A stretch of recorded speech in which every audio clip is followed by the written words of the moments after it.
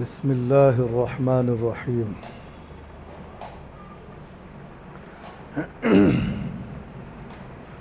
میں نے ایک مرتبہ عرض کیا تھا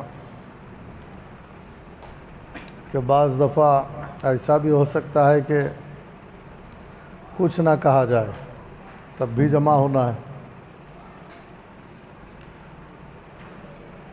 جب سے میں ادھر آنا چاہ رہا تھا، اطلاع دی گئی ہے کہ اس جمعہ میں آنا ہے، کئی طرح کے مضامین ذہن میں آتے رہے، لیکن پوری طرح کوئی مضمون ایسا ذہن میں نہیں آیا کہ اس کو موضوع بنا کر گفتگو کریں گے۔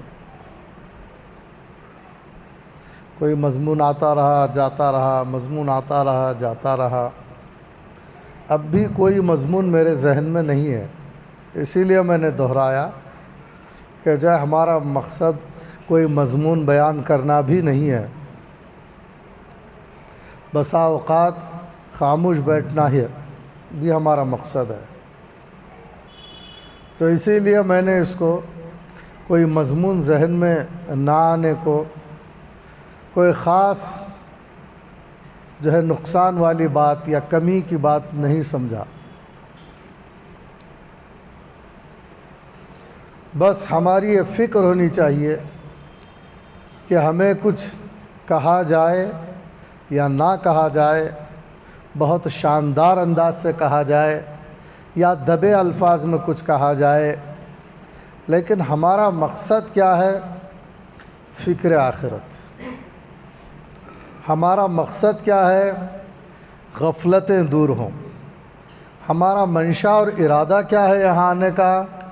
نفس کا زور ٹوٹے اور شیطان کے مکر و فریب سے ہم چھوٹ جائیں، اس کے وسوسوں پر عمل نہ کریں، شیطان پر بھاری پڑ جائیں، دن یا رات کے کسی حصے میں بہک نہ جائیں۔ یہ ہمارا مقصد ہوتا ہے۔ ہمارے دل میں اس کی فکر ہونا چاہیے، اس کی کڑن ہونا چاہیے، اس کی طلب ہونا چاہیے، اس کی آرزو ہونا چاہیے، پھر تو اللہ تبارک و تعالی سبیلیں پیدا فرماتے ہیں اور ایسے حالات پیدا کرتے ہیں کہ آدمی نفسانی باتوں سے بچتا ہے، نفسانی خواہشات والے جملے بولنے سے بچتا ہے، نفسانی خواہشات سے مغلوب ہو کر آنکھوں سے جو گناہ ہوتے ہیں یا کانوں سے جو باتیں سنی جاتی ہیں یا دل میں جو ارادے پکائے جاتے ہیں، دماغ میں جس قسم کے گندے خیالات لائے جاتے ہیں، وہ آدمی بچ سکتا ہے۔ اس کے دل کے اندر یہ بات پیدا ہو جائے۔ یہ بات کیسے ہوگی؟ یہ اپنی ذاتی محنت سے ہوگی۔ ہم اپنے ذاتی طور پر فکر مند ہو جائیں۔ دیکھیے، ہم دنیا کے سارے کاموں میں مشغول ہیں۔ کون ہم کو نصیحت کرتا ہے روزانہ؟ کھانا کھانے کی نصیحت کون کر رہا ہے؟ پانی پینے کی نصیحت کون کر رہا ہے؟ دکان کھولنے کی نصیحت کون کرتا ہے؟ ملازمت کو جانے کی نصیحت کون کرتا ہے؟ لیکن ہم سمجھتے ہیں اسے کہ اس کی ہماری دنیا کی زندگی سے اس کا بہت گہرا ربط ہے۔ نہیں کھاؤں گا تو نہیں چلے گا، پانی کے بغیر زندگی نہیں ہوتی، پانی کا جو ہے سسٹم ہونا چاہیے، الیکٹرک کا سسٹم ہونا چاہیے، کپڑوں کے بغیر زندگی نہیں ہو سکتی۔ کوئی نصیحت نہیں کرتا۔ کپڑے بھی ضرورت ہیں، مکان کی بھی ضرورت ہے، دکان کی بھی ضرورت ہے، سونے چاندی کی بھی ضرورت ہے، جوتے چپل کی بھی ضرورت ہے، لیکن ہم سمجھتے ہیں زندگی کا مطلب کیا ہے؟ ہم کو معلوم ہے۔ زندگی کا مطلب یہ نہیں کہ ننگے پاؤں پھریں، کپڑوں کے بغیر رہیں، بے گھر رہیں، بغیر کھائے پیے رہیں، ایسا نہیں ہے۔ یہ سب چیزوں سے زندگی ہے۔ یہاں کی زندگی ٹھہری ہوئی ہے اور یہاں کی زندگی قائم ہے۔ لیکن مومن قرآن کی روشنی میں، احادیث کی روشنی میں یہ بات اچھی طرح جانتا ہے کہ اس کی زندگی صرف اس دنیا کی ہم کو آنکھوں سے نظر آنے والی زندگی ہی زندگی نہیں ہے، اور موت یہاں زندگی کا ہمیشہ کے لیے خاتمہ نہیں ہے، بلکہ موت وہ اصل میں انتقال ہے، تبادلہ ہے، وہ ظاہری حیات کا خاتمہ ہے اور ایک اخروی حیات کی شروعات ہے۔ زندگی اس کے علاوہ بھی ایک زندگی ہے ہماری، جس کی اطلاع حضرت رسول اللہ صلی اللہ علیہ وسلم نے ہمیں دی ہے، اور حضرات صحابہ اکرام کو کے سامنے اس زندگی کا تذکرہ کیا اور اس کی تیاری کی طرف متوجہ کیا، اور آج حضرات علماء اکرام، مشائخ اعظام اسی ذمہ داری کو نبھا رہے ہیں اور چاہتے ہیں کہ ہمارے اندر جو غفلت ہمارے اوپر چھائی ہوئی ہے یہ دور ہو جائے۔ غفلت کیا ہے؟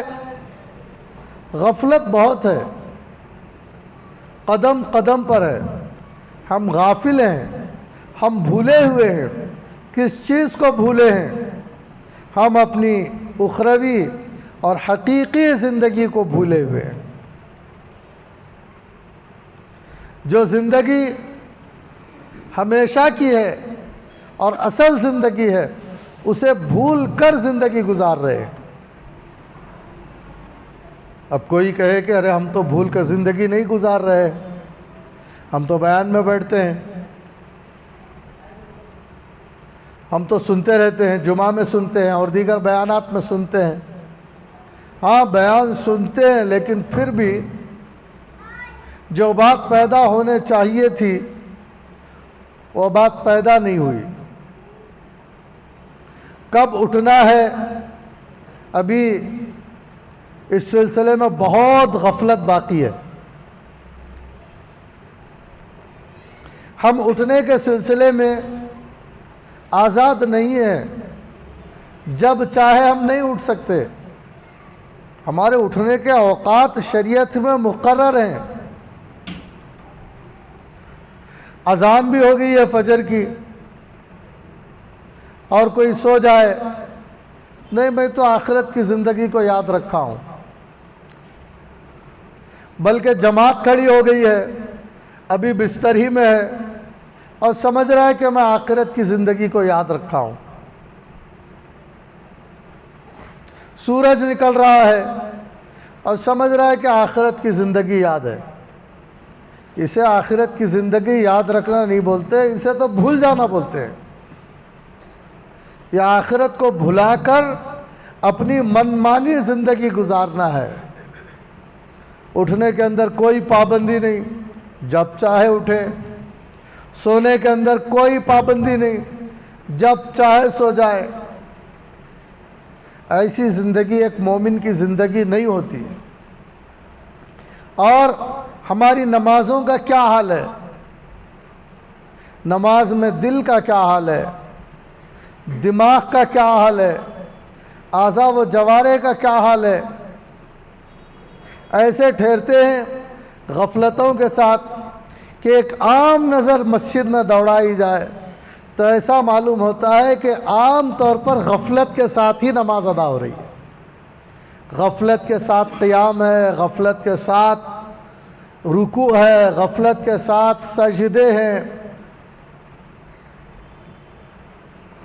دل غافل ہے، زبان سے کیا نکل رہا ہے، کس طرح نکل رہا ہے، اس پر کوئی توجہ نہیں ہے۔ دل کی حالت نماز میں کیا ہونا چاہیے، کیا ہے، اس پر کوئی توجہ نہیں ہے۔ کس اطمینان کے ساتھ رکوع میں جائیں، رکوع سے اٹھیں، سجدے میں جائیں، کیا انداز ہونا چاہیے، اس کی بھی کوئی خبر نہیں ہے۔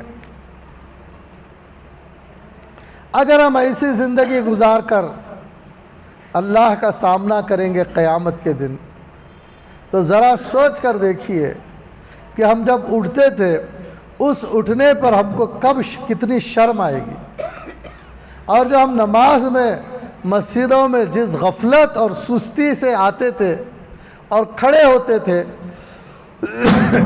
اس پر کتنا پچھتاوا ہوگا۔ یہ غفلت ہے، یہ جس کے دل میں جو ہے آخرت کی تیاری کا احساس ہوتا ہے اس کی یہ نماز نہیں ہے۔ بہت تعجب کی بات ہے، ہمیں اپنی موت کے بارے میں شک تو نہیں ہے، یقین ہے، لیکن تیاری ایسی نہیں ہے جیسا موت کا یقین اور آخرت کا یقین رکھنے والا انسان کی زندگی ہونی چاہیے۔ ایسی زندگی ہماری نہیں ہے۔ موت کوئی بڑھاپے میں آنے والی چیز نہیں ہے۔ موت جوان کو بھی آ سکتی ہے، بچے کو بھی آ سکتی ہے، ضروری نہیں کہ کوئی بوڑھائی جائے، اور موت کوئی بیماری کو آنا ضروری نہیں ہے۔ یکایک موت کے اسباب پیدا ہو سکتے ہیں۔ آدمی دکان کو جا رہا تھا، آدمی اچھا خاصا بات کر کے گیا ہے اٹھ کر، لیکن موت کے اسباب فوری طور پر جمع ہو سکتے ہیں اور اس کی موت واقع ہو سکتی ہے۔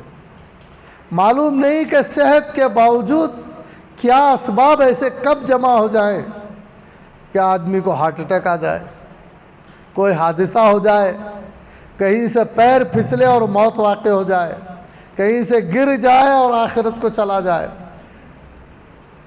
کتنے واقعات ہوتے رہتے ہیں، زلزلوں کے واقعات،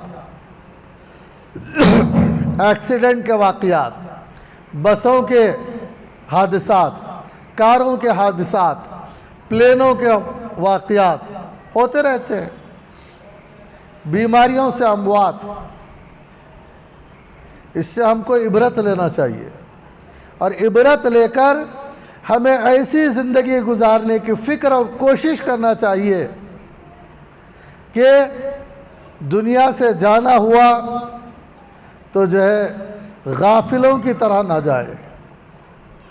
آج ہم دنیا کی فکریں کرتے رہتے ہیں ہر وقت، ہر آن۔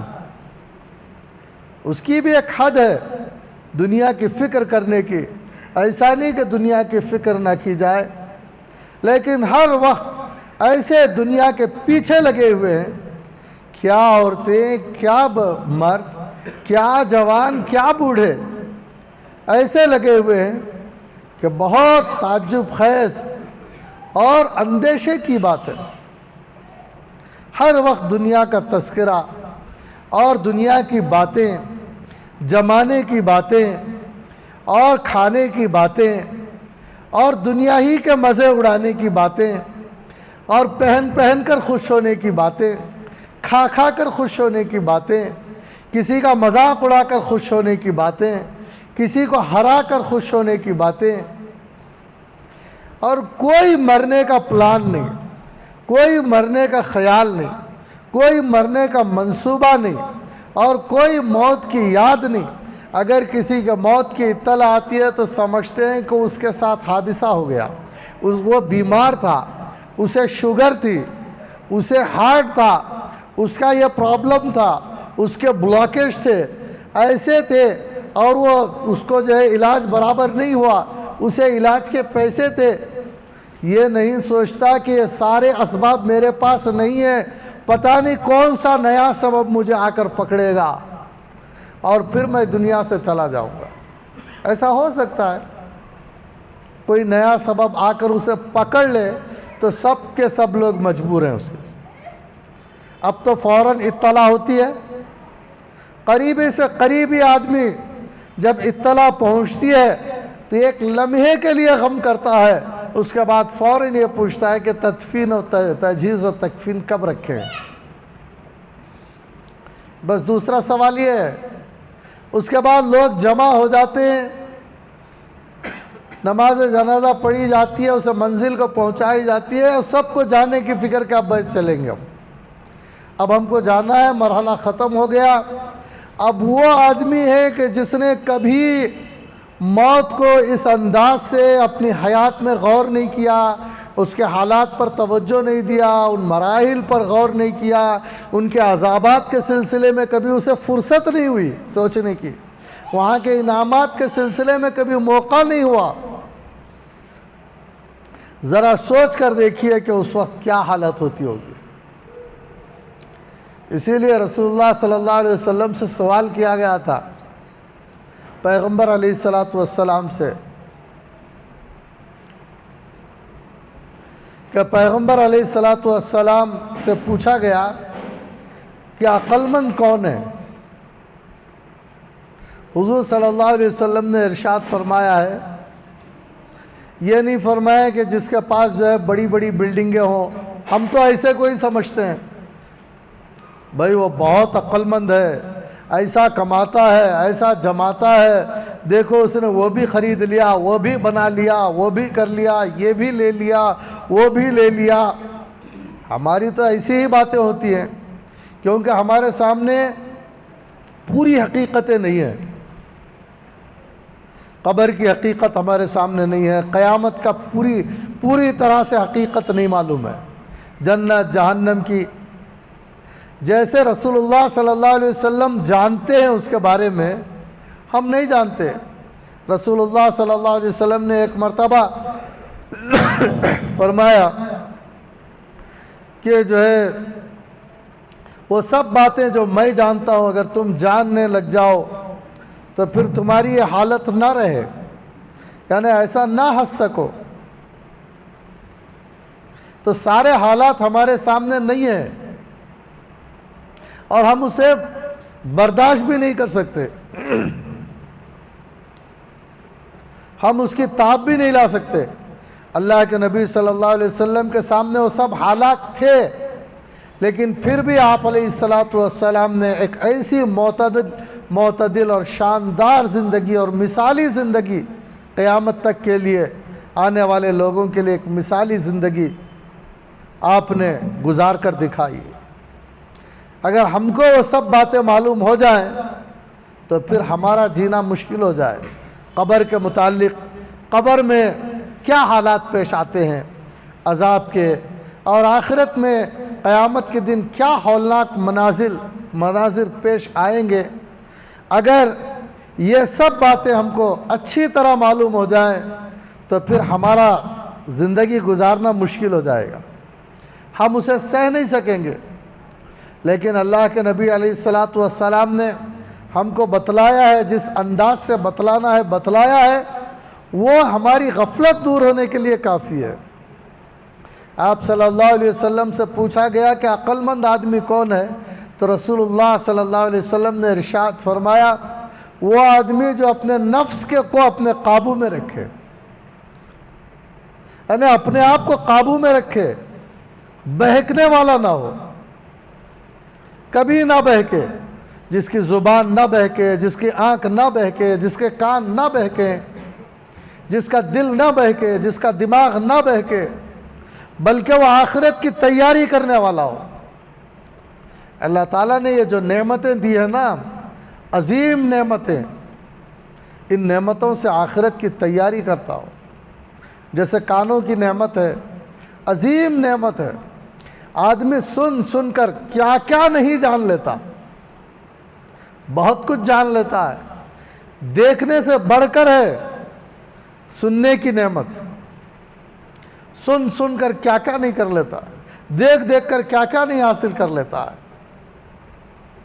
یہ اللہ تعالیٰ نے ایسی نعمتیں اسے دی ہیں علم حاصل کرنے کے لیے، چاہے تو اس سے بہت کچھ حاصل کیا جا سکتا ہے۔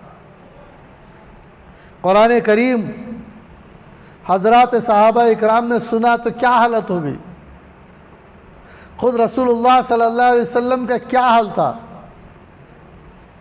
ایک صحابی رضی اللہ عنہ سے حضور صلی اللہ علیہ وسلم نے فرمایا کہ قرآن کریم کی تلاوت سناؤ۔ وہ صحابی نے تلاوت شروع کی، تھوڑی دیر کے بعد سر اٹھا کر جو دیکھتے ہیں کہ رسول اللہ صلی اللہ علیہ وسلم کی یہ حالت ہے کہ آپ زار و قطار رو رہے ہیں۔ وہ کلام آج ہمارے پاس بھی موجود ہے، آج ہم بھی سنیں اور روئیں، سن کر. یہ فائدہ آج ہم بھی اٹھا سکتے ہیں. اللہ نے ہم کو بھی کانوں کی نعمت دی ہے. ہم بھی قرآن کریم سنیں جیسے ہمارے پیغمبر صلی اللہ علیہ وسلم سنتے تھے. خوب سنیں قرآن کریم. قرآن کریم سننا بہت بڑی عبادت ہے, بہت بڑی نعمت ہے اور بہت ثواب کا کام ہے. لیکن آج شیطان نے ہمارے کانوں کو دوسری طرف لگا رکھا ہے. وہ اپنی مرضی سے بہکا رکھا ہے کہ یہ سنو. ہم دوسری چیزیں سن رہے ہیں, بغیر سنے نہیں ہیں, لیکن قرآن کریم کی آیتیں ہمارے کانوں میں نہیں پڑ رہی ہیں. قرآن کریم کے سورے ہم نہیں سن رہے ہیں, پارے ہم نہیں سن رہے ہیں. قرأتیں موجود ہیں دنیا میں, اچھی قراء کی قرأتیں موجود ہیں, فونوں میں بھی موجود ہیں, لیکن ہم کو اس کی توفیق نہیں ہے. ہم شیطان سے ہار کر, اپنے نفس سے مغلوب ہو کر وہ سن رہے ہیں جو ہمارے لیے زہر سے بدتر ہے, جو ہمارے لیے حماقت در حماقت ہے, جو ہمارے لیے ایسا ہے کہ جو شیطان کو خوش کر دینے والی چیز ہے, اور ہمارے لیے ایسا ہے جو اللہ کو ناراض کر دینے والی چیز ہے. اللہ تعالیٰ ناراض ہو کر قیامت کے دن اگر پوچھ لے کہ تم نے ہم کو کیوں ناراض کیا تھا, ایسا کام کیوں کیا تھا, تم فلاں چیز سن رہے تھے وہ ٹھیک نہیں تھا, اگر قیامت کے دن اللہ تعالیٰ اپنی اظہار ناراضگی کر دے تو قیامت میں پیشی ہونی اللہ کے سامنے, اور اللہ تعالیٰ پوچھے ارے میرے بندے تو فلاں وقت فلاں چیز سن رہا تھا, مجھے اچھا نہیں لگا, تو یہ کتنی خطرناک بات ہوگی. کیونکہ بندے کو اللہ تعالیٰ سے شدید محبت ہوتی ہے, تعلق ہوتا ہے, اور تعلق والے کو آدمی کبھی ناراض نہیں کرنا چاہتا. بچے کا باپ سے تعلق ہوتا ہے تو باپ کو ناراض نہیں کرنا چاہتا. وہ شدید تعلق ہوتا ہے استاد سے شاگرد کو تو شاگرد ناراض نہیں کرنا چاہتا. تعلق ہے, ان کی ناراضگی اس کے لیے بار خاطر ہے. تو اسی طرح جو بندوں کا تعلق اللہ سے ہوتا ہے اللہ کے احسانات کی وجہ سے, اللہ تعالیٰ نے جو نعمتیں دے رکھی ہے, اللہ کی نعمتوں سے جو فائدہ اٹھا رہا ہے, وہ اتنی نعمتیں ہیں کہ اس کی گردن جھک جائے گی, اور پھر اس کے باوجود نافرمانی تو دور کی بات, نافرمانی کا تصور بھی نہیں آئے گا اسے, لیکن پھر بھی نافرمانی کا تصور آتا ہے اور مضبوط ہوتا ہے, حتیٰ کہ وہ اس میں مبتلا ہو جاتا ہے. تو وہ سوچ لے اگر اللہ تعالیٰ قیامت میں پوچھ لے تو کیا حال بنے گا اس.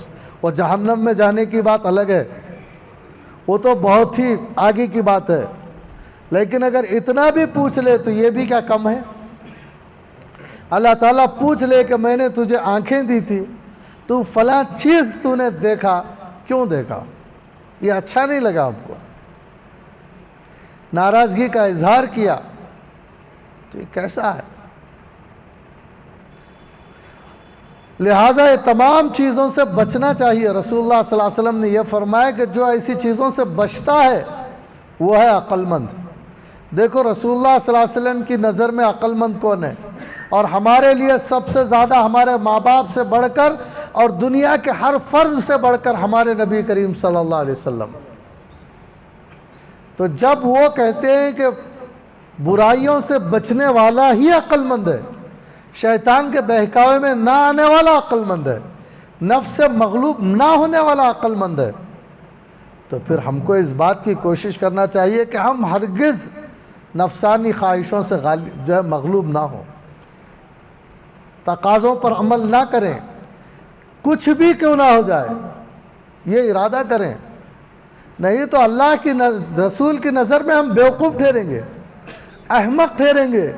جس سے رسول اللہ صلی اللہ علیہ وسلم کہے احمق, تو قیامت میں وہ احمق ہی کہلائے گا, احمق ہی اٹھے گا, بیوقوف ہی اٹھے گا, نکما ہی اٹھے گا.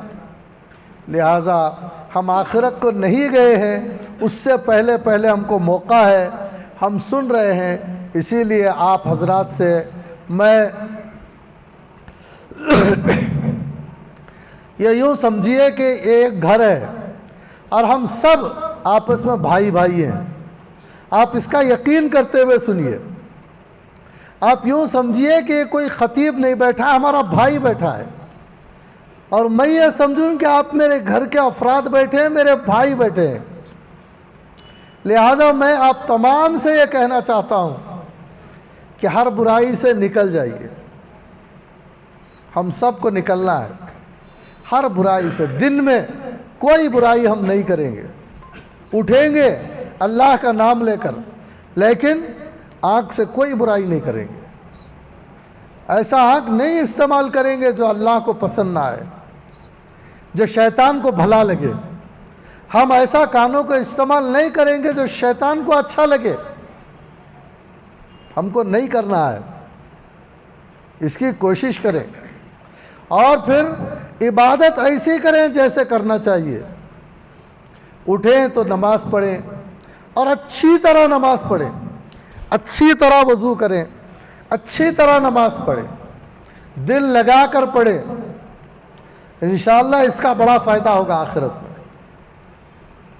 آپ جتنا سوچ سکتے ہیں اور جتنا اندازہ لگا سکتے ہیں، اس سے کہیں بڑھ کر اللہ تعالیٰ نوازیں گے قیامت کے دن. یہ یوں ہی ہم کو نماز نہیں پڑھنا ہے، مفت میں پڑھ دینا نہیں ہے، بلکہ اس نماز کے بدلے میں، ذکر کے بدلے میں، تلاوت کے بدلے میں، اس خوف خدا کے بدلے میں، اس تقوی کے بدلے میں اللہ نے انعامات رکھے آخرت میں. اس کا بدلہ ملے گا، اور اتنا ملے گا کہ ہم تو سوچیں گے کہ ارے مجھے اندازہ ہی نہیں تھا کہ اتنا ملے گا. بہت ملے گا. اسی لیے یوں مت سوچئے کہ یہ ایسی محنت رائے گا ہے میں خواہ کر رہا ہوں. یہ سوچئے مسجد میں داخل ہونا قیامت کے دن بہت بہترین نتائج نکالے گا. اسی لیے بہت اچھے انداز سے جی لگا کر نماز پڑھیں، دل لگا کر تلاوت سنیں، جی لگا کر تلاوت کریں، دل لگا کر ذکر کریں، دل لگا کر اللہ سے لگ لپٹ کر دعائیں کریں. آخرت کی تیاری بالکل ہوش مندی اور سمجھداری کے ساتھ کریں. اس کی کوشش کریں اور اس بات کا ارادہ کریں کسی سے شیطان خوش ہو تو ہو، مجھ سے نہ ہو. اس کی کوشش کریں. میری رات کو دیکھ کر شیطان کو خوشی نہیں ہونا چاہیے، میرے دن کو دیکھ کر شیطان کو خوشی نہیں ہونا چاہیے، میرے زبان کے استعمال کو دیکھ کر شیطان کو خوشی نہیں ہونی چاہیے کہ جہنم میں گرنے والا ایک بندہ مل گیا. ایسا نہیں ہونا چاہیے، بلکہ اسے روزانہ ناکامی ہو. اور ایسا ہو سکتا ہے آپ ذکر کی پابندی کریں، تلاوت کی پابندی کریں، مسجد سے چمٹے رہیں، باوضو رہنے کی کوشش کریں، علماء اور مشائخ سے ملتے رہیں، اور غفلت سے دور رہیں، غافل کر دینے والے دوستوں سے دور رہیں، غافل کر دینے والے افراد سے دور رہیں، غافل کر دینے والی آوازیں نہ سنیں، آخرت سے غافل کرنے والے مناظر نہ دیکھیں، آخرت سے غافل کر دینے والے کتابیں نہ دیکھیں، آخرت سے غافل کر دینے والے چینلوں پر نہ جائیں، آخرت سے غافل کرنے والے ویب سائٹ نہ کھولیں. ایسا ہو سکتا ہے. آپ ایک سنجیدہ، ایک عقل مند، ایک آخرت کی فکر رکھنے والا زندگی جیسے گزارتا ہے ایسا گزارنے کی کوشش کریں گے تو انشاءاللہ ایسا ہو سکتا ہے، اور اس میں کچھ نقصان نہیں ہے. یہ نہ سوچئے کہ جو ہے اس میں پتہ نہیں کیا نقصان ہے. اس میں کچھ نقصان نہیں ہے، نفع ہی کا سودا ہے. کیونکہ قرآن کریم نے ہم کو جو راستہ بتایا ہے وہ نفع کا راستہ بتایا ہے. قرآن کریم ہمارے لیے کوئی مشکلات نہیں چاہتا، ہم کو مشقت میں ڈالنا نہیں چاہتا. وہ یہ نہیں چاہتا کہ ہم مشقت میں رہیں. دیکھیے قرآن کریم میں ہے طٰہٰ مَا أَنزَلْنَا عَلَيْكَ الْقُرْآنَ لِتَشْقَىٰ پیغمبر علیہ الصلاۃ والسلام سے کہہ رہا ہے کہ ہم نے قرآن کریم آپ پر اس لیے نہیں نازل فرمایا کہ آپ مشقت میں پڑ جائیں۔ تو اس سے معلوم ہوتا ہے کہ قرآن کریم اس لیے نازل نہیں ہوا ہے کہ کوئی مشقت اٹھائے، تکلیف اٹھائے، بلکہ وہ تو کتاب ہدایت ہے، سیدھے راستے کی طرف آنے والی کتاب ہے، وہ سیدھے راستے کی طرف لاتی ہے، ہمیں مشقتوں سے نکالتی ہے، ذلتوں سے نکالتی ہے، ایسی کتاب ہے۔ اللہ کے نبی صلی اللہ علیہ وسلم نے بھی جو باتیں ارشاد فرمائی ہم کو مشقتوں میں ڈالنے کے لیے نہیں ہے، ہم کو مشقتوں سے نکالنے کے لیے۔ ماں باپ سے بڑھ کر رسول اللہ صلی اللہ علیہ وسلم ہم پر مہربان ہیں، لہٰذا اس بات کی کوشش کریں کہ ہم ہر قسم کی غفلتوں کو اپنے سے دور کریں گے اور سچی پکی توبہ کریں گے، اور ایک نئے عزم کے ساتھ بڑی ہی علمی اور عملی اور مخلصانہ زندگی کی ہم شروعات کریں گے، اور اس پر قائم رہیں گے، ایک دن دو دن نہیں، بلکہ ہفتہ دو ہفتے نہیں، بلکہ مہینوں برسوں، بلکہ عمر جتنی لمبی ہو جائے ہم جاہلانہ زندگی چھوڑیں گے، نفسانی زندگی چھوڑیں گے، کتاب و سنت کی روشنی میں زندگی گزارنے کی کوشش کریں گے۔ اس بات کا ارادہ کیجئے، عزم کیجئے، اپنے دل کی صلاحیتوں کو مضبوط کرنے کی کوشش کیجئے، اور اپنے ذہن کے خیالات کو یکسو کرنے کی کوشش کیجئے، اور بالکل سنجیدہ ہو کر کنارے بیٹھ کر غور و فکر کرنے کی عادت ڈالیے۔ اللہ تعالیٰ سے دعا کرتا ہوں کہ اللہ تبارک و تعالیٰ ہمیں نفسانی اور شیطان کے بہکاوے میں آ کر اپنی چند روزہ زندگی کے معمولی نفع اور حقیر لذتوں میں پڑھ کر آخرت کے دائمی اور آخرت کی ہمیشہ ہمیشہ کی زندگی سے محرومی یا وہاں جو ہے ذلت اور رسوائی اٹھانے سے اللہ تعالیٰ ہمیں بچائے، اور اس کی بھرپور سعی اور کوشش کرنے کی ہمیں ہمت عطا فرمائے۔ وآخر دعوانا ان الحمدللہ۔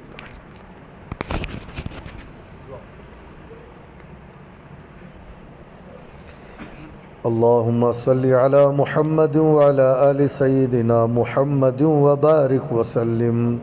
ربنا لا تزغ قلوبنا بعد إذ هديتنا وهب لنا من لدنك رحمة إنك أنت الوهاب ربنا تقبل منا إنك أنت السميع العليم وتب علينا إنك أنت التواب الرحيم سبحان ربك رب العزة عما يصفون وسلام على المرسلين والحمد لله رب العالمين۔